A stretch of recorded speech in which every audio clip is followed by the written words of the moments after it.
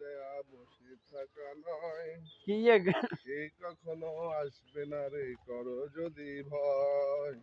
আসতেছে কৃষ্ণ মানে জীবন দেয়া বসে থাকা নয়। প্রদীপ নিভে যাওয়ার পূর্বে বেশি করে জ্বলে, আর মানুষ পতন হওয়ার পূর্বে বেশি অহংকার করে। সকল কিছু সামাজিক, রাষ্ট্রীয়, ব্যক্তি জীবন যারা পূর্বে বিভিন্ন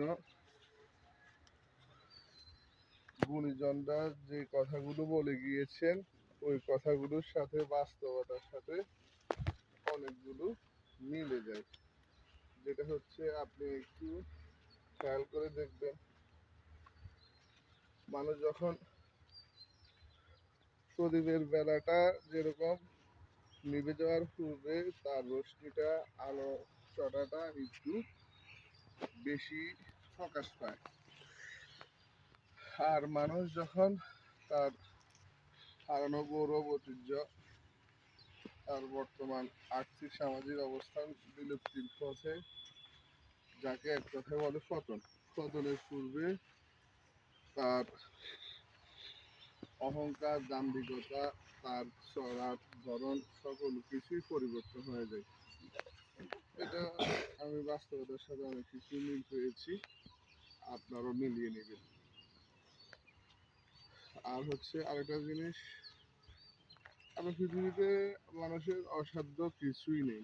অসাধ্য আপনি একটু চেষ্টা করে দেখলে অনেক কিছু আপনার কাছে সহজ। আপনার যেমন পারিপার্শ্বিক, আমার সবচেয়ে ফেভারিট হচ্ছে গজল। গজলের মধ্যে ফেভারিটের মধ্যে আমার তারেক মনোয়ার সাহেব ছিলেন। তারক মনোয়ার গজল আমার কাছে সবসময় ছিল, এখনো আছে। তবে আমার কাছে এখন সবচেয়ে সমসাময়িক গজলের মধ্যে আমি আহমেদ সাহেদ আহমেদ, ওনার গজলগুলো আমার কাছে সবচেয়ে ভালো লাগে।